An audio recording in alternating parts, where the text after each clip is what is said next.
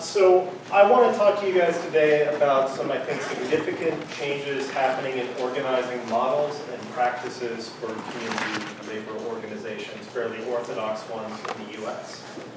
I've worked closely with these groups, particularly on the labor side, for about 15 years. And in all honesty, for the majority of that period, I would say the typical group I work with would make a poor partner for a lot of the interests in this room. And that's because of the essentially inherited models of the New Deal settlement, post-war Fordism, and the way organizers were trained in their institutional goals, missions, funding structures, and hierarchies in the post-war period in which a particular kind of bargaining made sense. And what I want to document for you today, my presentation by the standards of what we've had here is going to be really empirical, so it'll be different. I want to document how these models are changing, because these organizations share and hear all the critiques made here. Unions have understood financialization for 40 years. They've tried to organize pension funds. They understand the struggles need to cross borders. That's why international is now in all of their names, even if it's not in their actual day-to-day practices. People understand the need to organize around finance to be structural. They understand the production of different scales of power, the strategic manipulation of political contests to those scales, and so on, but they have struggled to accommodate it. Until now. Something like that. I don't want to overstate the case, but there's some significant changes. And I want to give you two examples just to kind of launch this. So I missed the first 2 days of this symposium, which I really regret, because I had been persuaded to be a resident social scientist at a conference of electrical engineers who wanted to address rural development problems. Which meant any problem you can fix with a drone or an app, big thumbs up, and anything else, it was kind of a game to try to explain what to do to these people in ways that they could hear it. Until through some amazing stroke of good luck, the last workshop I was in happened to be led by a guy who works for UVA now, who trained as an organizer in the coal fields, interned with the Industrial Areas Foundation, and so on. That guy found a conversation immediately, but he did it in a way that betrays the problems of that bargain. He shrank the social context. He talked about disinvestment in ways that didn't blame anybody, and he shrank it to a small, narrow problem where engineers could say, ooh, we can help people organize, in which case organizing meant saying, we need resources here, not there. The big picture was effaced. That's how it works. That's how these organizations have worked for all of my lifetime. But a second example, I think we'll get to how they're changing. A few weeks ago on an unrelated issue, I was meeting with a union researcher in Chicago on universal pre-K and childcare. And I basically was just trying to get my heads around things policy-wise. Unions have hired, as a kind of this bargaining game, researchers to do this kind of thing. They are clean-cut people who went to schools like I did. Most of them have MBAs or management consulting experience. And they say things like, well, I want to work for good, not evil. And so when I sat down with this clean-cut person who'd just come over from some consulting company, she said, well, you know, that it's interesting, that grant program you're talking about is a racist formulation based on dispossession. I said, whoa, okay. But this is actually incredibly commonplace. So I want to help you guys see the extent of this change, how it works, and what it means for collaboration. For those of you who care, this will be out in the Social Service Review. There's a companion piece in Journal of Urban Affairs, and a book that, to my delight, is writing itself. So we're going to start, because really this is a paper about Solidarities. And I guess what I want to start you guys off with is the idea that despite his protestations and his aggressive use of the word radical, he really was no radical, at least not by contemporary standards. Olinskian organizing was incrementalist and bargaining based. Your goals were to build an organization, pack the room, mobilize for short-term winnable issues, avoid ideology, and somewhat controversially, even at the time, avoid race, because as US politics since the Civil Rights Act, the Voting Rights Act rather, and everything else tells us that is a hot button issue that will rebound in problematic ways. So this bargain was problematic, but it was a certain read on a kind of pragmatism. That pragmatism made sense in the context of the post-war US. You had full employment, you had internal labor markets, job security, bargaining with the local state made sense because the local state did have some goodies to dispense and so on. So the Olinskian model had critics, even at its time. But when he said to pack the room, there was a room to pack. Power wasn't diffuse, it wasn't like organizing against Blackstone. You went to Kodak headquarters, you went to City Hall, right? There's a kind of literalism and a territorial organization to that work that made sense in the day. That has increasingly become a problem for the actual practice of organizing. So, as times have changed, as the economy's changed, as we have to deal with financialization, gentrification, deindustrialization, social science process words in the extreme, right? You've had the kind of proliferation of three increasingly pungent critiques of Olinskian practice. The first would be, you call it the racial justice critique, which says that Olinski's aversion to the political context of race wasn't just normatively problematic, it constituted an organizing failure because it let those structures go unchallenged over the short term, even if you won incremental, long term, even if you won short-term gains. There's a pragmatism critique that says that cutting deals on small issues, again, cedes control of the larger issues, larger political structures, and works against coalition building. And there's a post-Fordist critique, which essentially says that austerity, industry fragmentation, smaller funding sources, balkanization of things, if you would, means that short-term, incrementalist, pragmatic, neighborhood-based organizations are wrongly scaled to deal with these challenges. So each of these models kind of has prescriptions for change. I'll add that PICO, who was mentioned earlier, Gamaliel, the IAF organizations, Olinskian or neo-Olinskian approaches kind of continue to saturate the way in which most community organizers are changed.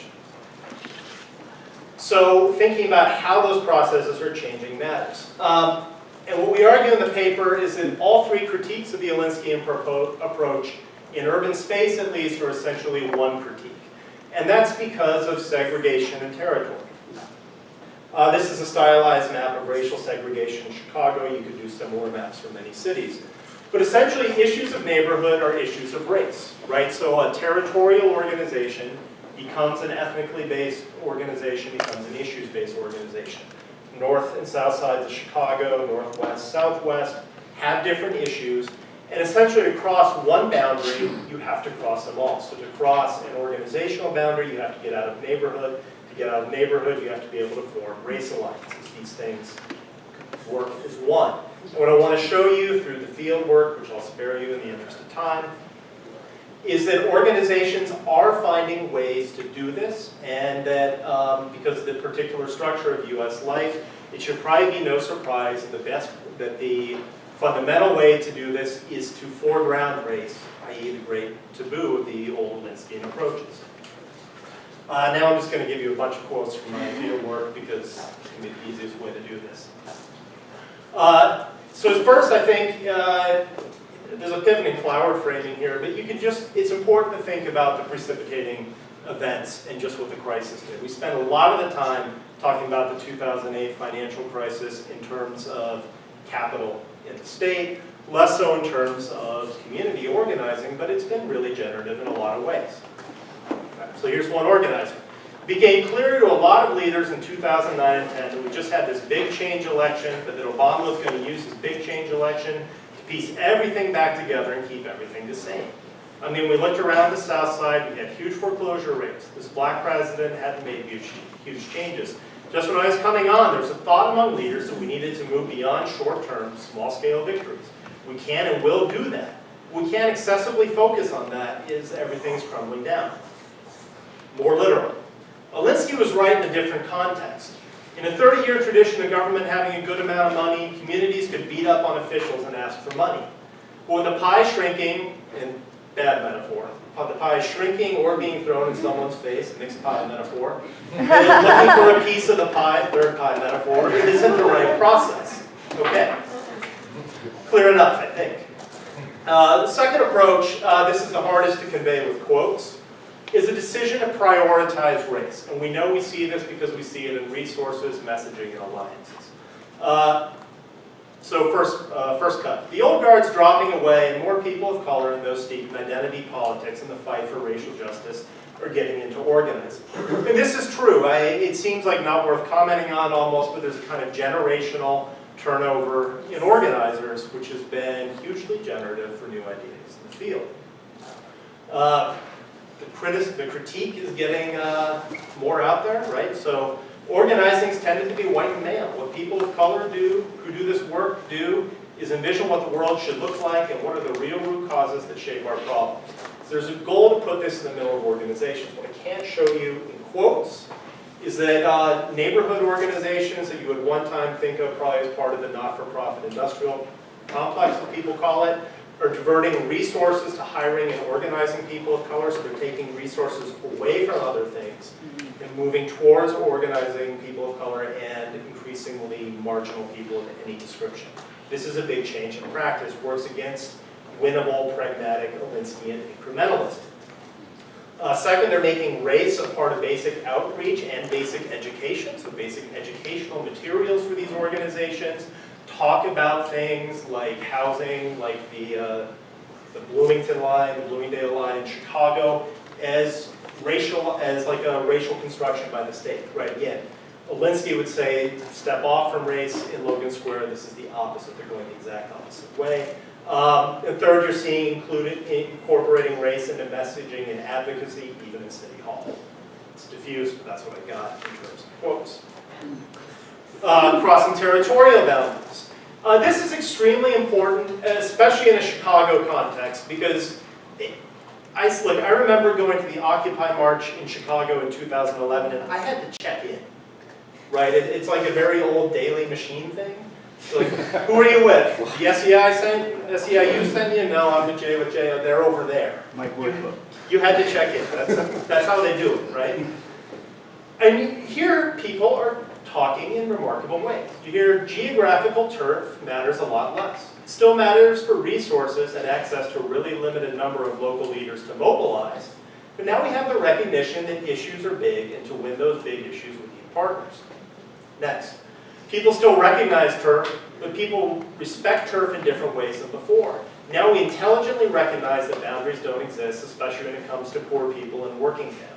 A lot of people talk about organizing around and through schools, because schools are this kind of network structure that's in every part of the city. People come together intersecting all ways of life, and there's an increasing turn to schools, libraries, organizations like that as a kind of connective tissue for how you can do that. I realize the quotes here talk about the kind of normative goal, but not the how. Final point here. You have new organizers who don't remember that old neighborhood-based cutthroat competitive environment. They don't remember it. They've come up in this environment of collaboration. But the change is also pragmatic. We know we're stronger together. We've been able to pass policy changes together in ways that don't require us all to expend significant amounts of energy and resources on things. Two final points about kind of how people have gone about building coalitions. First would be race-based coalitions. This is my favorite organization whose identity I'm probably doing a poor job of hiding. We learned that if we want to make change, we need to make change for us all. So this is an elder, a seniors advocacy organization. Things that hurt people of color hurt white seniors as well. For example, laws that hurt white seniors are being created in reaction to racist frameworks. This is your, figurative little old lady who wanted to talk about art things previously, talking about organizing his racist frameworks. Another kind of more important point is organizations are engaging in service delivery and foregrounding it as a way to build this kind of outreach. In Alinsky terms, you want to build an organization, you don't want to deliver services. It's hard, it taxes your resources, those resources need to go for other things. Now it's being foregrounded. So you see, our service delivery is being strengthened by and dependent on service user participation. Our policy campaigns are then rooted in the experiences of our leaders and our service users. My job is to build the infrastructure to continue providing services to move the community forward, to meet basic needs in order to create the conditions for organizing and leadership around larger community issues. This is, I don't want to overstate it, this isn't every organization, but this is in a number of them. This is something in a sea change in terms of how organizers have thought about service delivery. It's the kind of mechanism and tissue for outreaching to new groups. And I see them over time. Final point here, again, I guess I'll send you guys the article. Ideology now comes first, right? So Alinsky in organizing told you to back away from any kind of ideological formation. Now you are organizing against capitalism, against finance, against racial constructions, and so on, and all these things that you were taught to de-emphasize. This makes its way into orthodox channels. If you look at the local messaging for any Fight for 15 campaign, which is a kind of New Deal bargaining framework, every local has essentially some variant on the message that incorporates recent and past race struggles in the area. So this is a real and significant change. The implications, I'll shut up. There's a lot of things to say, but what main point I want to make is that these organizations are changing how they see themselves, organizers are changing how they act, and this makes a lot of organizations who would not have been amenable to coalition with causes like those represented in this room in the past, and even if they were amenable, they wouldn't have known how to go about coalition. I think that's changing, and I think it's significant.